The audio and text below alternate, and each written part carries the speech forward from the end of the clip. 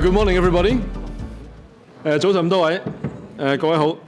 Horace 司長、Rosanna 局長、Ken 副會長、Alex 校長、鄭永信議員、Dr. Chris、各位 trainer、各位同學、各位朋友、各位傳媒嘅朋友、各位學員，大家好。咁啊，全球嘅體育產業咧，個規模咧，我哋預算咧就會喺2028年咧突破6800億美元嘅。咁或者響應行政長官李家超先生2024應該係2025年啦，將會嘅施政報告裏提出嘅推廣體育爭議解決嘅目標咧，同埋我哋想做好中國喺2035年做個體育強國。And certainly Hong Kong have a very potential to be such a hub for the sports dispute resolution because we have all the necessary software and hardware. For example, we have a very robust and reliable legal and dispute regulatory framework. We have the mediation ordinance, we have the arbitration ordinance, and both of them align with the international practices and facilitate the efficient and effective resolution of sports disputes. And even they have very strong connection with the local sports community. I think that is very important. The International Organization for Mediation is forthcoming by the end of this year. And the last one is very, very important. We have a strong pool of legal and sports talents in Hong Kong. Before going into how sports mediation can help provide an alternate dispute settlement option and how it can further spur the development of the sports sector, it is important to understand our policy for driving sports development in Hong Kong. This is the context against which sports mediation in Hong Kong would work, and is therefore an important starting point in understanding the topics of sports mediation. We are here because we're interested at learning what's happening with sports in Hong Kong and how they can contribute in their interest and also in their professionalism into this. So that's why we're here, and that's why I'm so excited to be here. I want to talk a bit about the journey, you know.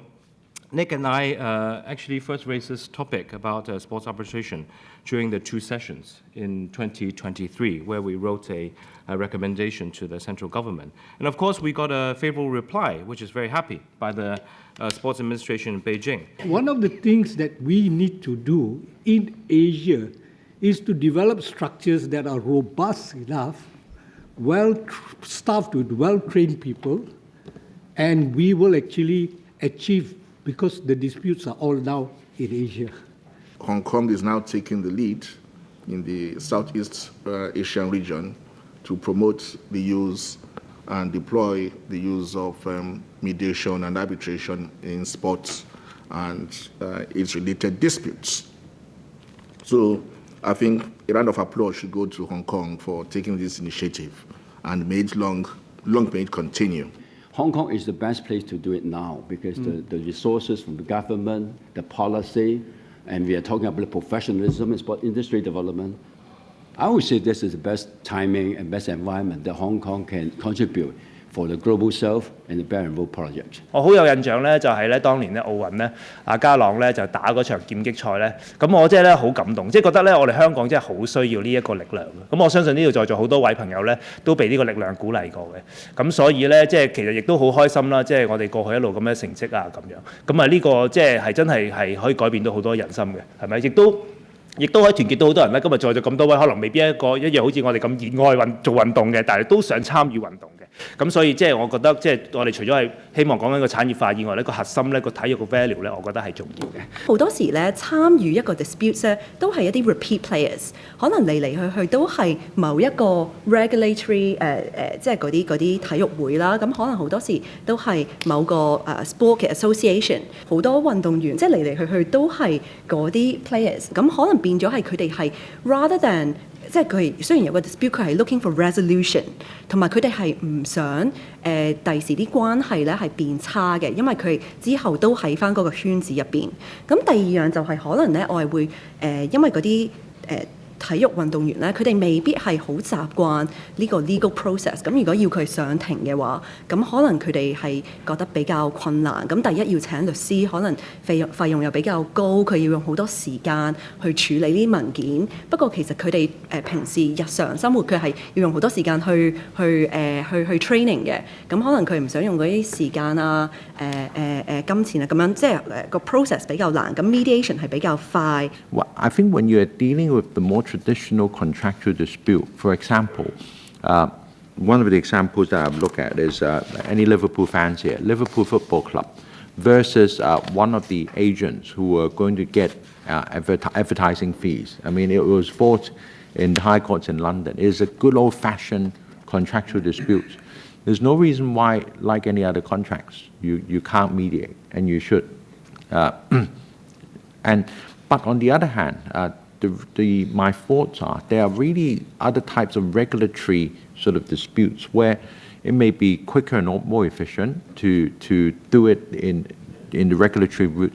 If it's a minor disciplinary dispute or there's a minor dispute which can be dealt with via mediation, then it is helpful to deal with it. So it doesn't blow up into a bigger issue which then ends up being arbitrated or litigated.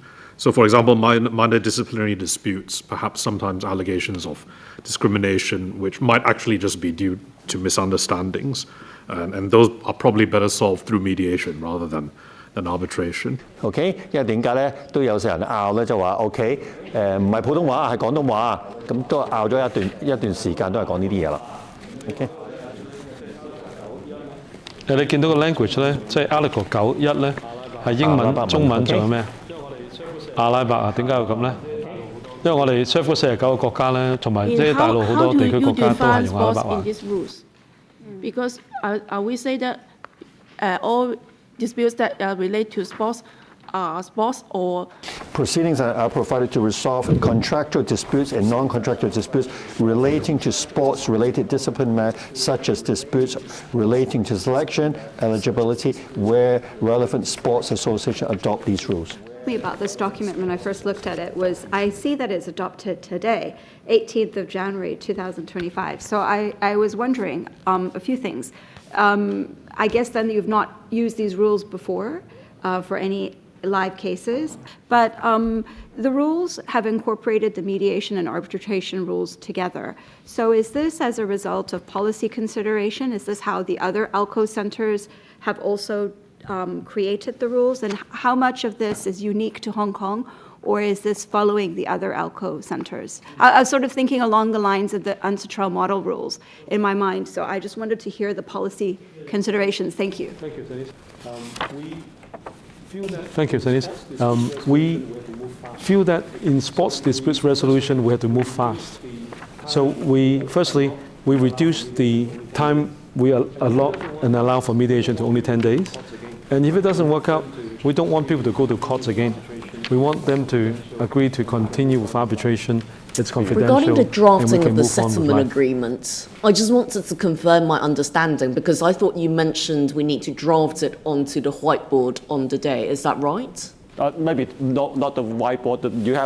We prepare paper, but you need to summarize what you have written on the whiteboard and get everybody sign it. 李小姐有啲嘢想問，佢舉咗手來。咪有兩個 two mock cases 嘅，咁我想問係會 done it by on the same day 啊，定係可以揀有唔同 days 去做呢樣嘢？Is there an option for that？因為即係純粹驚可能大家有可能 personal schedule 未必可以分開兩次做，因為有啲其他嘅institution 可能係分兩日做嘅，咁會唔會有機會有咁嘅 flexibility 可以 schedule same day，或有一日可能喺3月做，有一日可能喺4月做 something like that？我睇唔到有問題啊。係咯，不過有啲人就中意分開做，點解咧？因為佢突然間咧，佢覺得就話好緊張，我好似肥咗第一個，跟住下晝要繼續做，嗰個又肥埋，咁你諗下要肥咗兩個喎，你肥咗兩個又重兩個考過。但係你唔會 immediate 知道個 result 咁樣係嘛？咁所以你有冇？你會估到啦，因為你好緊張咯，你好緊張，你又覺得肥咗，咁死啦，下晝又嚟過，咁啊更加緊張，所以點解有啲人就中意就第二日做就好啲咯？係啦。